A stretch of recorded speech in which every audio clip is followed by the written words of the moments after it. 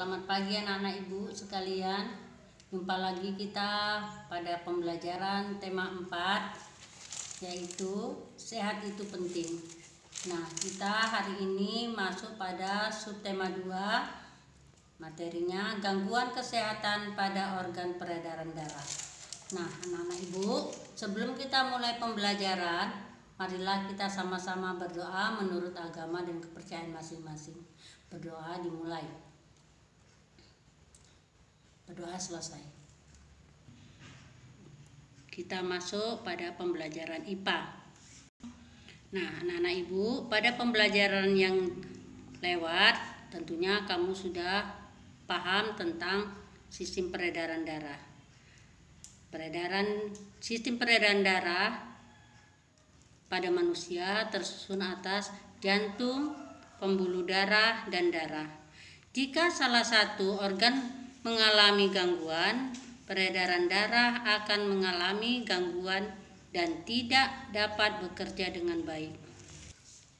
Beberapa gangguan kesehatan pada jantung dan pembuluh darah, yaitu jantung koroner, hipertensi dan hipotensi, kemudian varises. Jantung koroner yaitu gangguan jantung karena adanya penyelipan pembuluh darah yang mengarah ke jantung. Penyebabnya adalah tersumbatnya pembuluh darah oleh berbagai macam zat seperti lemak dan kapur. Gejala jantung koroner adalah sesak napas, nyeri pada dada sebelah kiri, dan cepat lelah. Sedangkan hipertensi atau darah tinggi, hipertensi adalah naiknya tekanan darah di atas normal. Tekanan darah normal adalah 120/80 mmHg. Penyebab hipertensi adalah usia lanjut, gaya hidup tidak sehat, jarang berolahraga, dan stres. Gejalanya adalah sakit kepala, lemas, jantung berdebar-debar, nyeri di dada, dan masalah pada penglihatan. Nah, anak-anak, tadi hipertensi darah tinggi, sekarang kita masuk pada hipertensi darah rendah. Hipotensi yaitu darah rendah. Hipotensi adalah kondisi ketika tekanan darah di dalam tubuh menurun, yaitu lebih rendah dari 90/60 mmHg. Penyebab hipotensi adalah faktor usia, efek samping obat-obatan, penyakit jantung, dan pendarahan hebat. Gejalanya adalah pusing, mual, pingsan, konsentrasi berkurang, lemas, dan pucat. Varises adalah pelebaran pembuluh balik atau vena. Varises sering terjadi di tubuh bagian bawah seperti betis. Penyebab varises adalah posisi berdiri dan duduk terlalu lama, usia, faktor keturunan, dan obesitas. Gejala varises adalah pegal-pegal, rasa panas, nyeri pada tungkai, dan kram otot kaki terutama malam hari. Nah, anak-anak ibu, penyebab gangguan peredaran darah ada 2, yaitu faktor non keturunan. Contoh ada 4, yaitu jantung koroner, hipertensi dan hipotensi, anemia, kanker darah atau leukemia.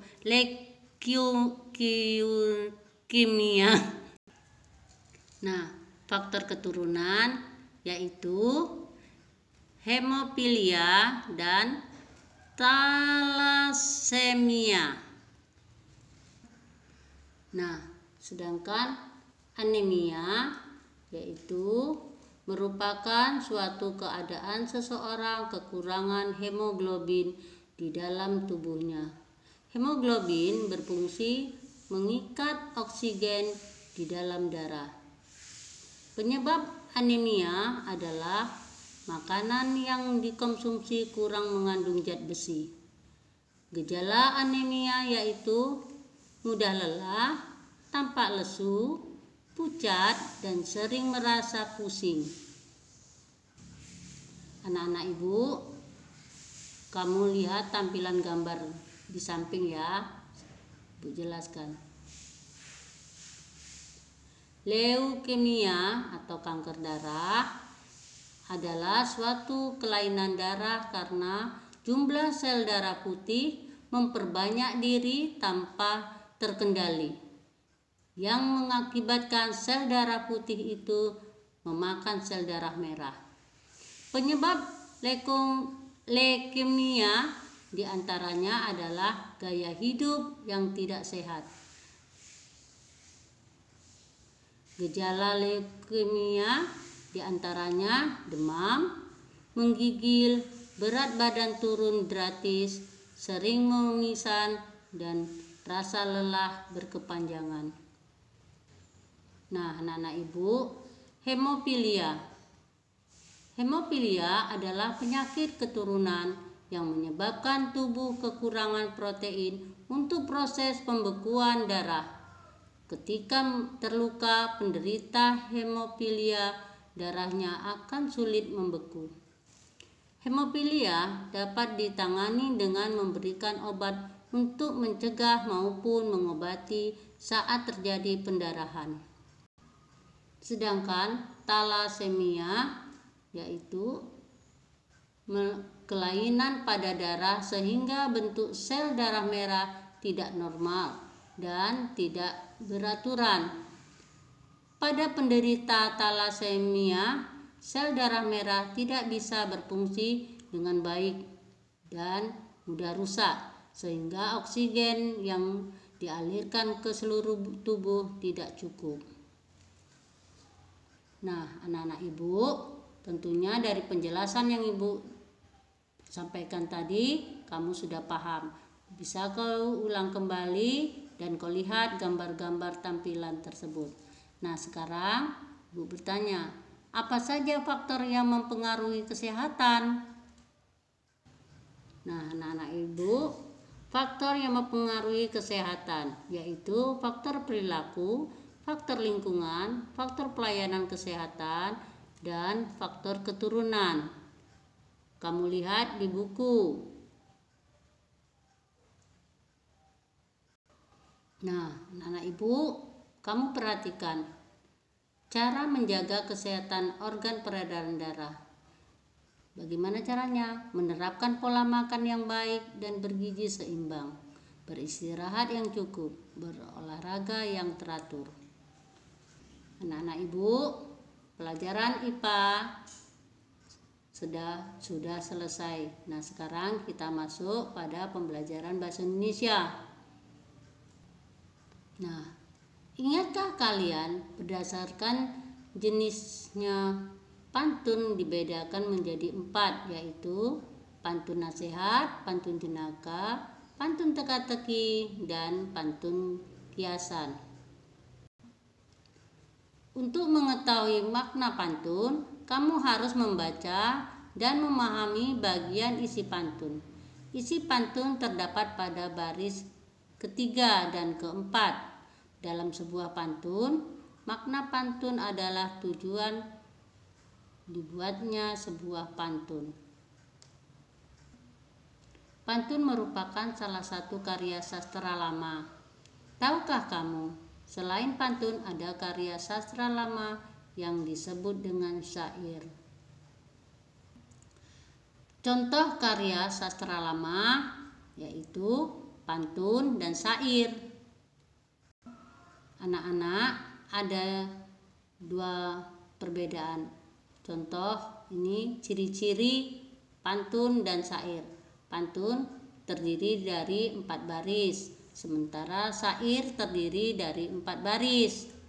Nah, bersajak Pantun bersaja ABAB, syair bersaja AAA. Pantun tiap baris terdiri dari 8-12 suku kata. Sedangkan syair tiap baris terdiri dari 8-12 suku kata. Pantun isi terdapat pada baris ketiga dan keempat. Sementara syair semua baris merupakan isi. Itulah perbedaan dan persamaan antara pantun dan syair. Nah, anak-anak ibu sekalian, ini adalah contoh tampilan antara pantun dan syair. Penggunaan pada pantun. Penggunaan pada pantun ini bisa disampaikan mengungkapkan kegembiraan, mengungkapkan kesedihan, melakukan himbauan, dan melakukan ajakan. Nah, oke anak-anak, pembelajaran bahasa Indonesia sudah kita selesai. Sekarang kita masuk pada pembelajaran IPS. Nah, anak-anak, manusia sangat bergantung pada alam. Semua kebutuhan manusia dipenuhi dari sumber daya alam. Lingkungan alam juga menyediakan bahan baku untuk berbagai kegiatan produksi. Sehingga lingkungan alam juga berperan dalam pembangunan. Pembangunan dalam aspek interaksi dengan alam, yaitu mengolah sumber daya alam dengan bijaksana dan ikut melestarikan sumber daya alam tersebut. Membangun sarana prasarana untuk masyarakat dengan tetap memperhatikan kelestarian lingkungan. Ya, Ketua RW yang baru di Desa Dayu mengadakan kegiatan jalan sehat bagi warganya. Kegiatan jalan sehat merupakan contoh interaksi manusia dengan lingkungan, baik lingkungan alam maupun lingkungan sosial. Interaksi manusia dengan lingkungan mempengaruhi pembangunan sosial budaya. Anak-anak ibu, ini adalah contoh aktivitas masyarakat dalam upaya pembangunan sosial budaya. Antaranya mengikuti wajib belajar 9 tahun yang telah dicanangkan oleh pemerintah, mengikuti pelatihan keterampilan seperti menjahit, membatik, dan membuat karya kerajinan yang lainnya, turut serta dalam organisasi masyarakat. Sikap yang dikembangkan melalui interaksi dengan lingkungan sosial, antaranya toleransi terhadap berbagai perbedaan di masyarakat, ikut merasakan apa yang dirasakan orang lain, menghargai persamaan orang lain, menghargai perasaan orang lain, peduli terhadap kondisi yang terjadi di masyarakat. Dalam melakukan interaksi sosial, sebaiknya kamu memilih lingkungan sosial yang baik. Lingkungan yang baik akan menjadikan dirimu pribadi yang baik juga. Kita masuk pada pembelajaran PPKN. Kamu perhatikan gambar di samping. Mengambil keputusan bersama dalam masyarakat Indonesia biasanya dilakukan dengan cara musyawarah, mufakat. Namun jika kata sepakat tidak tercapai melalui musyawarah, maka akan dilakukan pemungutan suara atau voting. Sikap dalam musyawarah. Memahami tujuan keputusan yang akan diambil. Saling memahami, menghormati, dan menghargai pendapat. Sikap lapang dada menerima masukan dalam bentuk kritik, usul, dan saran dari peserta lain. Tidak memaksakan kehendak untuk dijadikan sebuah keputusan bersama. Hal yang bisa dilakukan siswa saat ada musyawarah di masyarakat yaitu turut serta bergotong royong menyiapkan tempat musyawarah. mengamati jalannya pengambilan keputusan, membantu menyiapkan makanan dan minuman dalam kegiatan musyawarah. Bagaimana tata cara pemilihan ketua RW? Nah, anak-anak ibu, kamu baca pada tampilan contoh tata cara memilih ketua RW.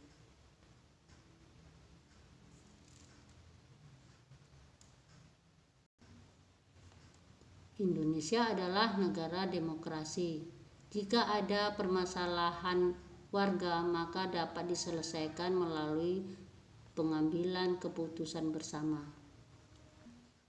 Dalam pengambilan keputusan bersama diharapkan adanya peran serta dari seluruh anggota masyarakat. Peran serta masyarakat tersebut merupakan bentuk tanggung jawab sebagai warga. Nah, ini adalah contoh peran dalam keputusan bersama di masyarakat. Nah, yaitu mengikuti pemilihan ketua RT atau RW, mengamati jalannya pemilihan ketua RT atau RW, melaporkan pelanggaran yang terjadi pada saat pemilihan. Anak-anak, ibu bertanya, apakah kamu ingin menjadi orang sukses? Jika kamu ingin menjadi orang sukses, kamu harus memiliki sikap tanggung jawab. Nah, ini sikap tanggung jawab. Di lingkungan keluarga, contohnya yaitu merapikan tempat tidur, mencuci piring setelah selesai makan, membersihkan rumah. Kemudian tanggung jawab di lingkungan sekolah, contohnya melaksanakan piket kelas, mengikuti upacara bendera, menjaga ketertiban kelas selama proses belajar. Tanggung jawab di lingkungan masyarakat, contohnya melaksanakan ronda malam, mengikuti kerja bakti, mematuhi rambu lalu lintas. Seseorang yang bertanggung jawab akan melaksanakan tugas tanpa harus diingatkan. Tugas harus dilaksanakan dengan penuh tanggung jawab. Sikap tanggung jawab akan membuat diri kita dihargai orang lain, dapat dipercaya, dan mendorong kesuksesan. Anak-anak ibu, PPKN selesai. Dengan penjelasan ibu harap kamu bisa memahami dan dapat melaksanakan dalam kehidupan sehari-hari. Sekarang kita masuk pada pembelajaran SBDP. Kamu perhatikan tampilan ini. Menari juga merupakan kegiatan yang menyehatkan karena menggerakkan anggota tubuh. Dalam menari, hendaknya menggunakan pola lantai supaya gerak yang diperagakan lebih indah. Tarian yang ditampilkan oleh sekelompok penari membutuhkan pola lantai. Pola lantai sangat penting agar penari mengetahui arah perpindahan gerak supaya tidak saling bersinggungan atau bertabrakan. Tarian yang menggunakan pola lantai menjadikan tarian lebih indah. Anak-anak ibu, pola lantai itu ada 3 bagian. Kamu perhatikan pola-pola lantai berikut dan kamu amati gambarnya. Pola lantai vertikal atau lurus, pola lantai diagonal, silang, pola lantai garis melengkung atau bisa lingkaran. Ini adalah tampilan contoh pola lantai vertikal, yaitu tari saman dari Aceh, kemudian tari perang dari NTT. Kau perhatikan. Nah, anak-anak ibu, ini adalah tampilan contoh pola lantai diagonal, yaitu tari sekapur sirih dari daerah Jambi. Kemudian tari pendet ini dari daerah Bali. Nah, ini adalah contoh pola lantai melengkung, yaitu tari kecak. Ini juga berasal dari Bali, ya, yang melingkar atau melengkung. Kemudian contoh tari lenggong juga dari Bali. Kok amatin gambarnya. Nah, demikian anak-anak ibu pembelajaran hari ini. Besok kita masuk pada pembelajaran berikutnya. Ya, selamat melaksanakan dan belajar baik-baik.